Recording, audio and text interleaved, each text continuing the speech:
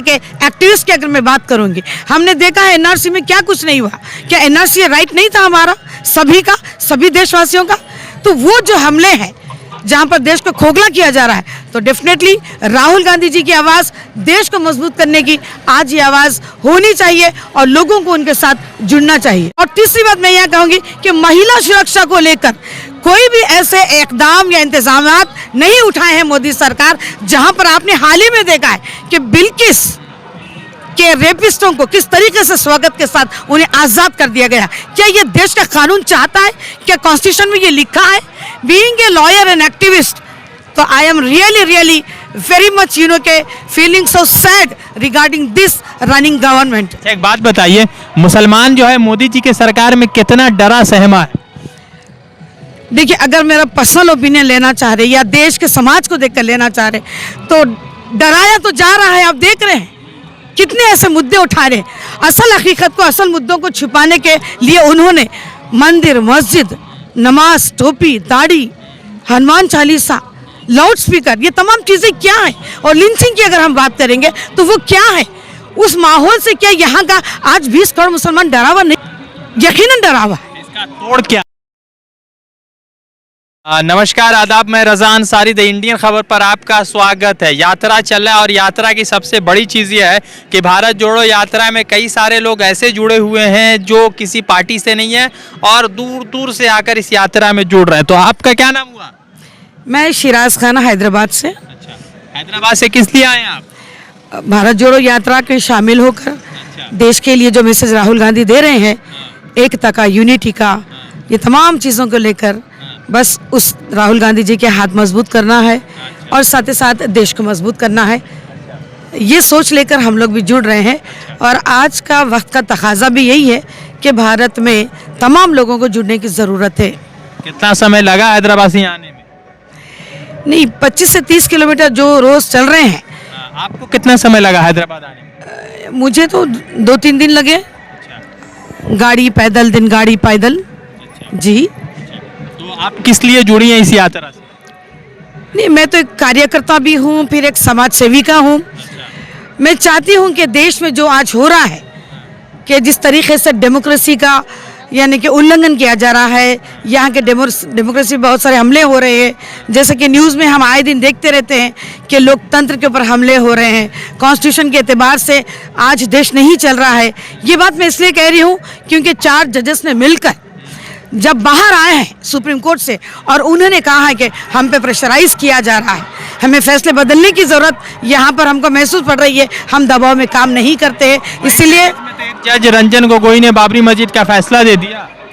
देखिए, बाबरी मस्जिद तो आस्था की बुनियाद पे हुई। अगर हम टाइटल के ऊपर बात करेंगे तो अभी भी हम समझते हैं कि उसके साथ इंसाफ नहीं हुआ है। तो आपको क्या लगता है कि भारत जोड़ो यात्रा चल रहा है, इस यात्रा में क्या कुछ बदल रहा है अब तक? डेफिनेटली आज लोगों की सोच बदल रही है। लोग इंतज़ार कर रहे थे शायद कुछ मोदी सरकार में अच्छा होगा, जहां पर रोज़गार की बात हो रही थी, यानी कि अभी भी यानी कि आत्मनिर्भर बनाने की बात हो रही थी, बहुत सारे ऐसे इंडस्ट्रीज लाने की बात हो रही थी, make in India, skill India, so and so. लेकिन बजाय उसके जहां पर आज तमाम चीज़ों को ख़त्म किया जा रहा है, जैसे कि राहुल जी का बार बार यही कहना है कि तमाम इंस्टीट्यूशंस पे हमले हो रहे हैं। अभी आप देखिए कि देश को अंदर से किस तरीके से खोखला कर दिया गया है। लोग अपने फंडामेंटल राइट्स के ऊपर जब बात करने लगते हैं तो उनको रोका जाता है। अननेसेसरी यानी कि मासूम लोगों को डरा धमका कर पुलिस के जरिए उनको हिरासत में लिया जाता है। जैसे कि एक्टिविस्ट की अगर मैं बात करूंगी, हमने देखा है एनआरसी में क्या कुछ नहीं हुआ। क्या एनआरसी राइट नहीं था हमारा सभी का, सभी देशवासियों का? तो वो जो हमले हैं जहां पर देश को खोखला किया जा रहा है, तो डेफिनेटली राहुल गांधी जी की आवाज़ देश को मजबूत करने की आज ये आवाज़ होनी चाहिए और लोगों को उनके साथ जुड़ना चाहिए। मोदी जी की 3 सबसे खराब चीज़ें क्या लगती है आपको? सबसे पहले मोदी जी इस देश के एक झूठे पीएम साबित हो रहे हैं। अब तक उन्होंने जो वादे किए हैं, बेरोजगारी के ऊपर उन्होंने बात की थी कि साल में 2 करोड़ नौकरियां देंगे, और उसके अलावा कि गरीब के भरोसे को तोड़ा है कि गरीब को ये आश्वासन दिया गया था कि 15 लाख उनके खाते में आएंगे और सारा काला धन वापस लाया जाएगा। क्या गरीब की कमर नहीं टूट गई है? जीएसटी की अगर आप बात कर लो, आप नोटबंदी की बात कर लो, जो कि स्मॉल मीडियम जो कारोबारी लोग हैं उनके ऊपर तो बहुत बड़ा मार पड़ा है। तो लोग कहाँ से खुश हैं, ये दूसरी बात है। और तीसरी बात मैं यह कहूँगी कि महिला सुरक्षा को लेकर कोई भी ऐसे इकदाम या इंतजामात नहीं उठाए हैं मोदी सरकार, जहाँ पर आपने हाल ही में देखा है कि बिल्किस के रेपिस्टों को किस तरीके से स्वागत के साथ उन्हें आज़ाद कर दिया गया। क्या ये देश का कानून चाहता है? क्या कॉन्स्टिट्यूशन में ये लिखा है? Being a lawyer and activist, तो I am really very much के feeling so sad regarding this running government। अच्छा, एक बात बताइए, मुसलमान जो है मोदी जी के सरकार में कितना डरा सहमा है? देखिए, अगर मेरा पर्सनल ओपिनियन लेना चाह रहे या देश के समाज को देखकर लेना चाह रहे, तो डराया तो जा रहा है। आप देख रहे हैं कितने ऐसे मुद्दे उठा रहे।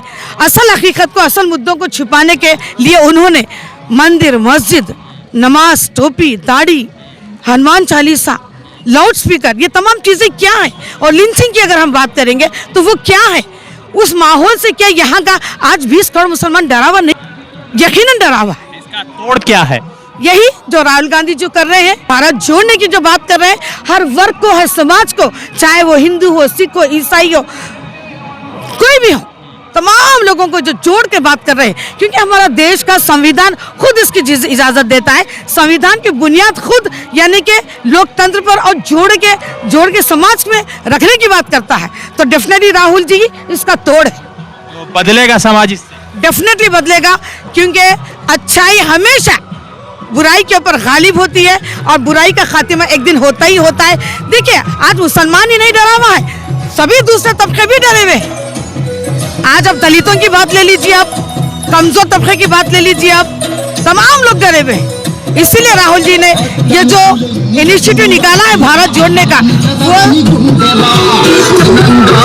भारत की आज वो डिमांड, आज के भारत की जरूरत। आज आप देखिए, लोग भूखे मर रहे हैं, बेरोजगार हो चुके हैं, युवा नौकरी नहीं रहने से क्राइम में डूबा जा रहा है, महिलाएं कहाँ सुरक्षा है, और कानून व्यवस्था सिर्फ तानाशाही पे चलती। राहुल गांधी अच्छे हैं, ऑफ कोर्स वो लोग तो इस देश को आजाद कराने की फैमिली से ताल्लुक रखते हैं।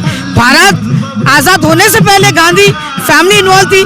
जैसे कि आप देखते हैं कि इस देश के लिए इंदिरा जी ने, नेहरू जी ने, राजीव जी ने अपना खून बहा है, सैक्रिफाइसेस किए हैं। तो हम क्यों नहीं कहेंगे राहुल जी इस देश के लिए अच्छे फ्यूचर में पीएम साबित हो सकते हैं। तो लगातार यात्रा चल रही, यात्रा में कई सारी साथियों से, महिलाओं से, बुजुर्गों से बातचीत हो रही है। और यात्रा में एक महिला हमसे मिली जो लॉयर भी, एक्टिविस्ट थे। इनका मानना है कि राहुल गांधी अच्छे पीएम साबित होंगे। अब देखते हैं कि 2024 में क्या होता है। रज़ा अंसारी की रिपोर्ट, द इंडियन खबर के लिए। द इंडियन खबर, सच आपके सामने।